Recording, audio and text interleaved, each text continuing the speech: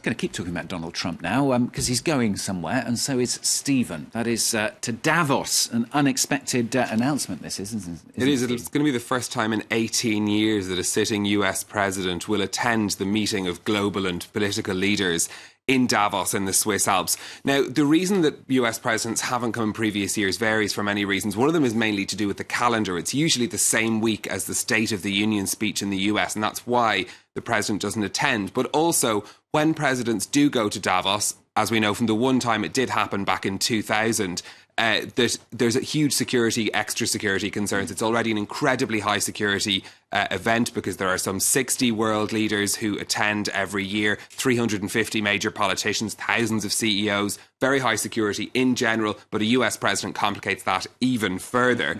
It'd be interesting to see how Mr. Trump's America First policies fit in with the message of the World Economic Forum, which is very much pro-free trade, and there would be significant policy clashes between the usual consensus of discussion there and what Mr. Trump has to say. An internal email sent at the World Economic Forum saying that his presence will allow participants to get a direct perspective on US political and economic priorities. Yeah, I'm sure that announcement is going to make Stephen's life a little bit more complicated more as well, as he's going to be there. Exactly. Our coverage of Davos starts on January 23rd. You should know the date. I should. Stephen Carroll, he'll be covering that for us.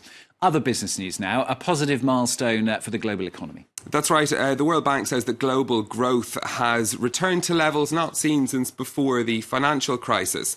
In its economic outlook for the year, the World Bank says that the growth rate this year should reach 3.1%.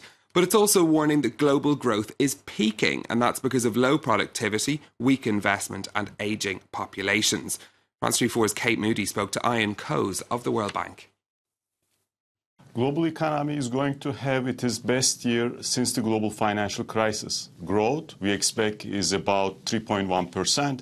And for the next 2-3 years, it's going to be around that.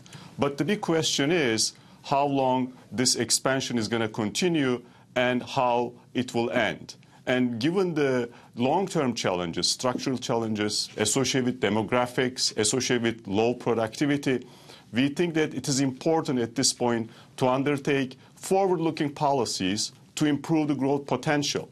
And we see the weak potential growth is the single most important risk when we look at the long-term growth prospects. Can you zero in a little bit more on those potential problem areas? What should leaders around the world really be focusing on? You know, we are in a new year. People have resolutions. These resolutions, most of the time, are forward-looking resolutions. And we are expecting policymakers to have the types of resolutions to basically improve the growth potential of economies. Let me give some examples. Investing in education, investing in health outcomes will improve human capital. And for some countries, as they bring more and more labor to the global labor force, improve the productivity of this new entrants, improving business conditions, improving governance, improving institutions, will improve overall productivity. And these are the types of things we expect policymakers to pay attention to. These are good times, and good times give you the opportunity to undertake difficult policies, difficult reforms. Well, let's take a look at what's happening on the markets next for you, starting with a look at the price of oil, which jumped in trading yesterday to the highest level in nearly 4 years. In the United States, WTI crude rising over $63.50 a barrel. It's holding on to most of those gains today. Now, we've got the price of oil climbing generally in recent months. That's thanks to ongoing production cuts by the OPEC group of oil-producing nations. On the stock markets, Japanese shares dipping into the red today. That's following a lead from Wall Street. But we have got some gains on Chinese markets in Shanghai and in Hong Kong, and that's thanks to those higher oil prices. Now, one company that had a pretty astonishing day on the stock markets on Tuesday is Kodak. Now, it's thanks, in a way, anyway, to Bitcoin. Kodak shares soared by 120% on Wall Street. That's after it announced it was launching a business based on blockchain, which is the technology that underpins cryptocurrencies like Bitcoin. The plan is in several points, but includes the creation of Kodak Coin, which will be used to help photographers control the rights to their images. Kodak also plans to use spare power capacity at its headquarters in Rochester, New York, to run a cryptocurrency mining operation.